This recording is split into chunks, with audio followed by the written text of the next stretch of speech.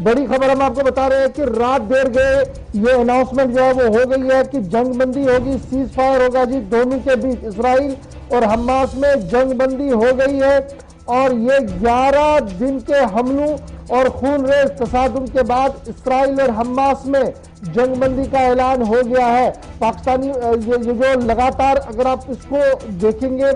इसके पीछे मुहर्रिकात देखेंगे तो जनरल काउंसिल का इजलास, सलामती काउंसिल का इजलास अक़वाम मुत्तहिदा के अंदर चल रहा था। वहां पर जो बातें हो रही थी उसका असर और अमरीकी लॉबिज्म का असर कहीं ना कहीं दिख रहा है साफ। और साथ साथ बड़ी खबर जो इसमें यह है कि जो दरपर्दा इजिप्ट की तरफ से, मिस्र की तरफ से जो मुज़ाकराती अमल शुरू किया गया था उसका कहीं ना कहीं असर जो है वो देखने को मिल रहा है कि 11 दिन के बाद खूनरेज तसादुम आराइयां हुई है और उनके बाद अब जंगबंदी का ऐलान कर दिया गया है। बेंजामिन नेतन्याहू जो वजीर आज़म है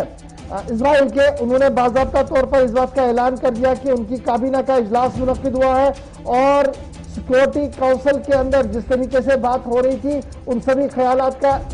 इजहार करते हुए, उसका एहतराम करते हुए उन्होंने जंगबंदी का ऐलान कर दिया है। इसके साथ साथ हमास की तरफ से भी बात जो है वो सामने रखी गई है और हमास के मुतअद्दिद लीडरों की तरफ से जो बयान सामने आया है उनका मानना है कि वो किसी तरीके से कुश्त खून नहीं चाहते, लेकिन जिस तरीके से बमबारियां की गई है और रिहायशी इलाकों को टारगेट बनाया गया है वो खुली जाहिरियत है। लेकिन अक़वाम आलम जिस तरीके से इस वक्त सफारा हो रहा है उसका वो बिल्कुल भी ख्याल रख रहे हैं, इसलिए वो इस चीज को मान रहे हैं। और रात 2 बजे से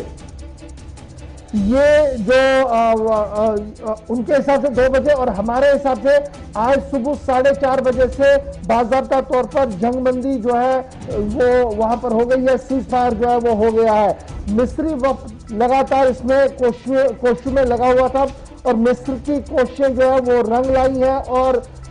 ये जंगबंदी कहीं ना कहीं मुमकिन हो सकी है। तो ये बड़ी बात इस वक्त सामने आ रही है कि इजरायली कैबिनेट ने भी इसकी अप्रूवल दे दी है 11 दिन के बाद जो तशद्दुद वहां पर भड़का था, और हमास ने भी ये बात मान ली है कि जंगबंदी भी होनी है। और कुल मिलाकर अगर आप सरकारी तर्जुमान की बात को देखें, फलस्तीन की तरफ से जो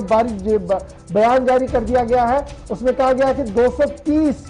फलस्तीनी जो है वो इन 11 दिनों के दौरान मारे गए हैं और इसी तरीके से दर्जनों लोगों की गिरफ्तारियां, गैर कानूनी गिरफ्तारियां भी वेस्ट बैंक से हुई है, उस गाजा स्ट्रिप से हुई है जहां पर इस वक्त तनाव बरकरार चल रहा है।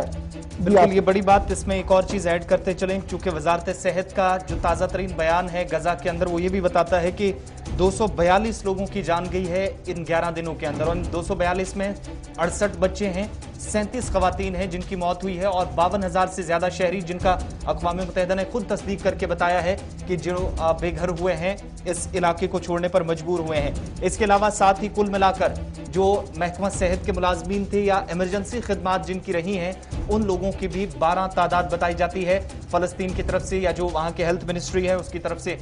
तस्दीक कर दी गई है कि 11 लोगों की, उनकी भी 12 की बल्कि मौत हुई है। तो कुल मिलाकर 242 तस्वीरें भी सामने आ रही है। वो हमास ने जंगबंदी के बाद जीत का ऐलान कर दिया है, ये बड़ी बात है। हमास ने जंगबंदी के बाद जीत का ऐलान किया है, जबकि गजा में हजारों अफराद ने जीत के जश्न में शिरकत भी की है। जिंदा कौमों की मिसाल यही है जी।